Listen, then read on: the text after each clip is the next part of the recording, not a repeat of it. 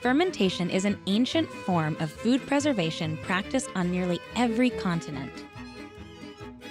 Non-alcoholic fermented foods and drinks are experiencing a renaissance in the Bay Area. I'm Jennifer Harris, and I run the Sonoma County Fermentation Festival.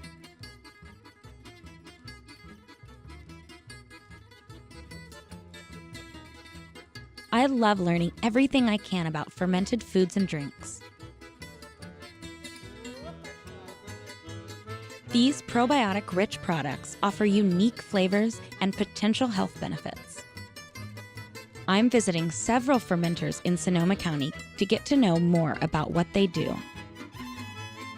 My first stop is restaurant, cafe, and fermentation bar Shed in Healdsburg. I'm meeting Chef Perry Hoffman, who enjoys incorporating a wide variety of fermented foods into his recipes. Perry explains how he makes several of Shed's fermented products, including their signature kombucha. So Perry, I see you have selected some pretty incredible fermented and pickled items to showcase. Yeah, I mean, in life and here at Shed, we're just kind of surrounded by fermented foods, and some are obvious and some are just part of everyday life that you don't realize that are in front of you. Yeah. So give me a food that I would normally think I wouldn't expect is fermented. Fermented chocolate. No way. Yeah, which is crazy. What is fermentation? So fermentation is the art of preserving, if you will, just like beer or wine or anything that we associate with being fermented. It's a process. It is a living process. It is a living process. Sunlight, temperature, everything around us can either speed up, slow down, help, or work against your process. Shed creates kombucha fermented from tea.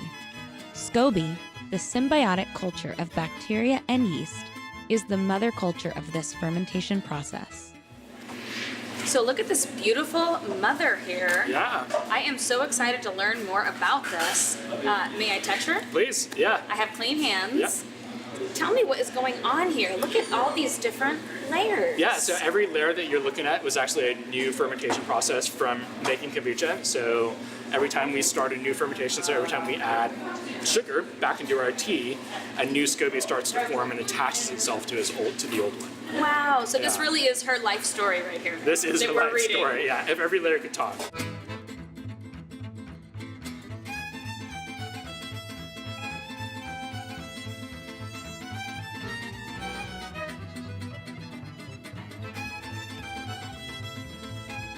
Fermented food company Wildbrine has recently moved into a larger Santa Rosa production facility.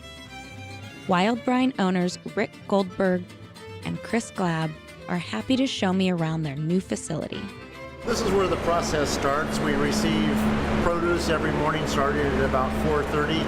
Fresh produce comes in from the fields, gets unloaded, put in our cooler and sell at about 36 to 38 degrees. We get that produce on a daily basis because it's really important for traditional fermentation for the produce to be as fresh as possible.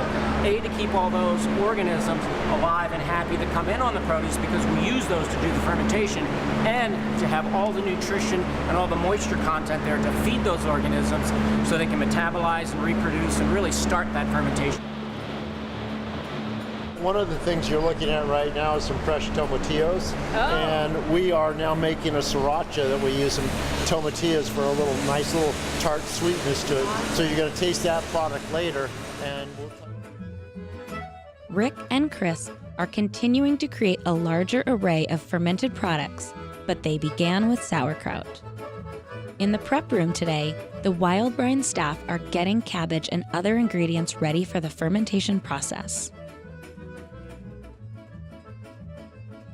The chopped cabbage is mixed with spices in preparation for fermentation. Lactobacillus is the key bacteria that aids in the fermentation process. Are you adding any liquid, or you're just relying on... All the brine is formed from the salt through osmosis, drawing that moisture out of the cabbage.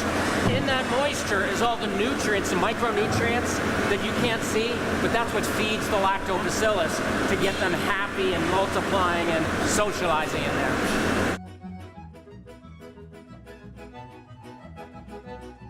The mixed ingredients are placed in bins and stored at a constant temperature to create an ideal environment for fermentation.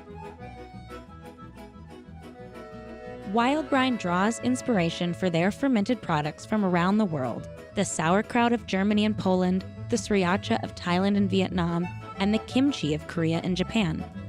Rick and Chris then add their own secret ingredients to create unique Sonoma County fermented foods.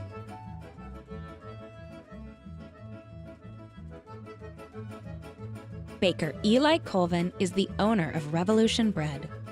Sourdough is perhaps the Bay Area's most famous fermented food. Eli shows me the grain storage shed on the Petaluma farm where he bakes his artisanal sourdough. How exciting that you get to bake on the land where most of your grain comes from. To come and actually be part of the process from field to bread and go through that whole process. It's like, of course any baker would jump on that, you know? So I got lucky, you know, it just kind of worked out.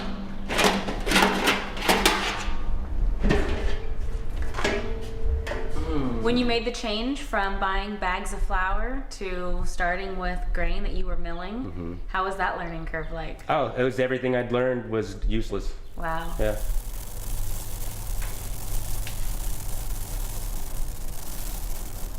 All the techniques and everything I'd been used to and been using didn't work. And it has to do with all these little things that, again, mistakes, has always been my best teacher. I mean, there's not just one answer, you know what I mean? It's always so many variables that you gotta figure it out, and it's tricky, you know? Eli mills the locally grown grain into flour right in his own bakery. Fermentation, I think, you know, I'm just a fan of it. I think it's cool, but I think, how did people figure this out? I mean, we have a better scientific knowledge of what's going on, but a lot of these techniques and things that I'm learning, and I think even with, you know, like sauerkrauts and all that stuff, we understand and we need to control that, but I mean, they had less control, but they figured out this is the right way to do it. Thousands of years later, we're still using these processes, and I think that's when you go back to buying that bread, loaf of bread in the store, we forgot where that came from.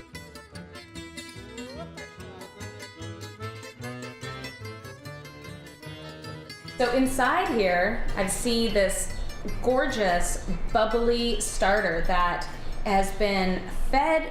Was it fed at this time? Last feeding was at 4:40, yes. Okay, and so you have fed this guy, what is the food that you're giving? Flour and water, and then a little bit of the seeding from that. So Wow. Yeah. And it's an ongoing process. So when you bake bread from this, you will then save some of that starter for the next day's batch. Right. So this one's been going, I mean, people have older ones, but this one's probably 4 years old.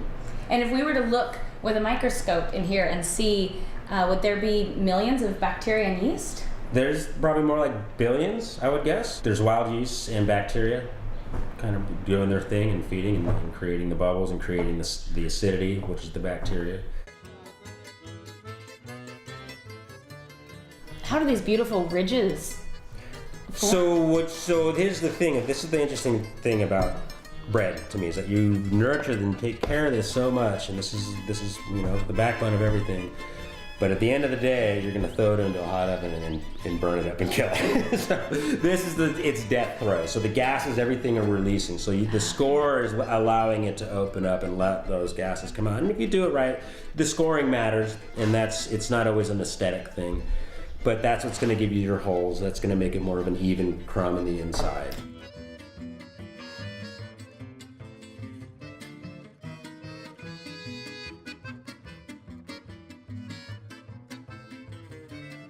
Two grains, salt, you Salt. said? Salt, water, and then those microbes, And the those magical microbes. microbes that come in, and that's all. And That's time. it. And time.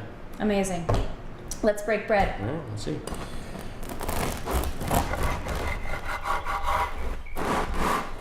Oh my goodness, look you at go. that. Look at those big, beautiful air pockets. And that crust. Yeah, I mean, it's, you know, I think I see all the stuff that I don't like. But this is good. This is actually pretty good, especially for, you know, 100% whole milled wheat. So It's gorgeous. right. All right, cut me a Bit of slice, please.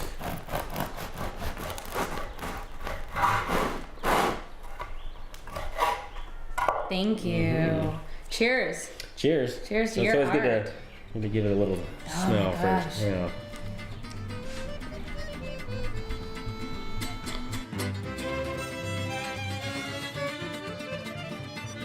Fermented foods have been around for a long time, but my fermentation journey has just begun.